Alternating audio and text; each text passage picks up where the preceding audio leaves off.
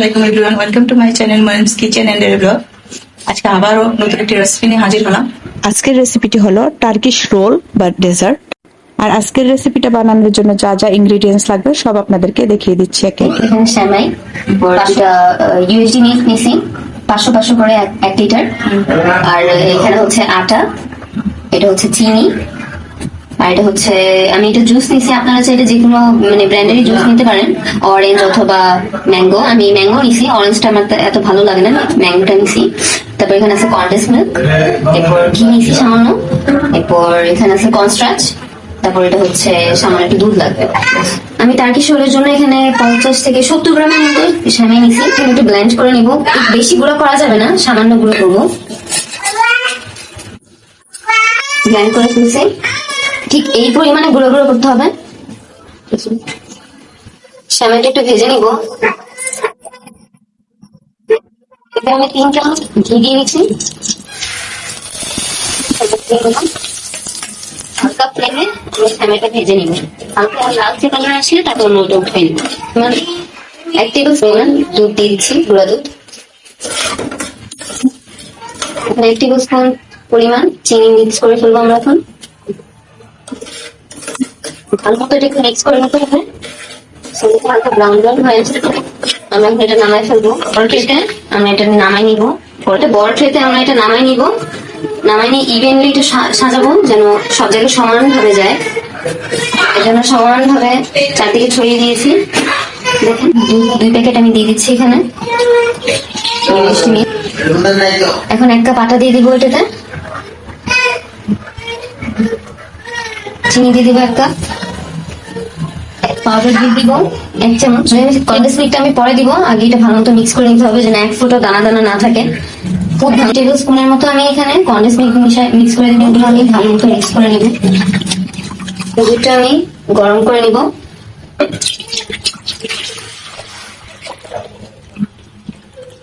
দেখেন 2 মিনিটে এরকম ঘন হয়ে গেছে না।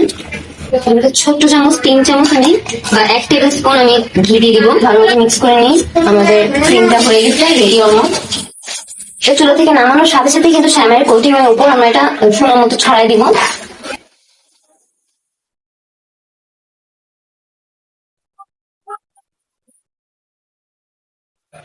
এটা আমি আপাতত কিছুক্ষণের জন্য রেস্ট রেখে দিব, ততক্ষণ আমি অরেঞ্জের যে কোটিংটা আছে সেটা বানিয়ে নিব। জুসটা দিয়ে নিচ্ছি, 2 থেকে 2.5 কাপের মতো নিব।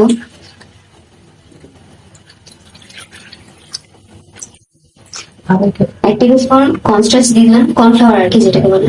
ভালো মতো মিক্স করে নিব। কর্নফ্লাওয়ারটা তো দলা বেঁধে যায়, সাথে সাথে মিক্স করে নিব। সামান্য একটু দিচ্ছি, হাফ। কনডেন্স মিল্ক দিয়ে দিচ্ছি। ভালো মতো মিক্স করে নিলেন। লো ফ্লেমে এটাকে আমরা জমিয়ে নিব।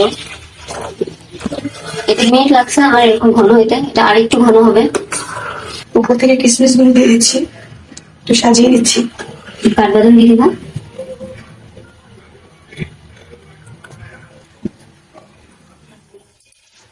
আমাদের উপরে সেটটা হয়ে গেছে। 5 মিনিটের মতো লাগছে, আমরা একটু মিডিয়াম ফ্লেমে রাখছি। এরকম ঘনতা আসলে আমরা উঠে নিব।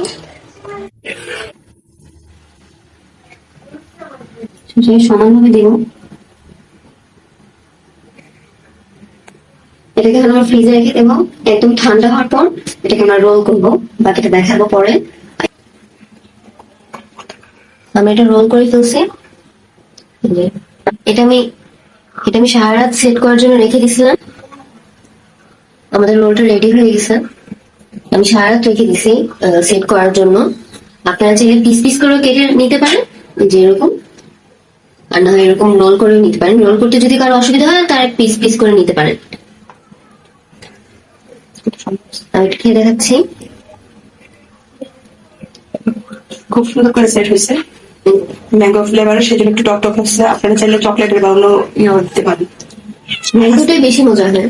আজকের এই রেসিপিটা যদি আপনাদের ভালো লাগে তাহলে লাইক শেয়ার আমার পেজটি ফলো করতে ভুলবেন না। আর যারা ইউটিউব থেকে দেখবেন তারা আমার ইউটিউব চ্যানেলটি সাবস্ক্রাইব করে দেবেন, আর পাশে থেকে বেল আইকনটি ক্লিক করে দেবেন। সবাইকে ধন্যবাদ জানাচ্ছি। আল্লাহ হাফেজ, আসসালামু আলাইকুম।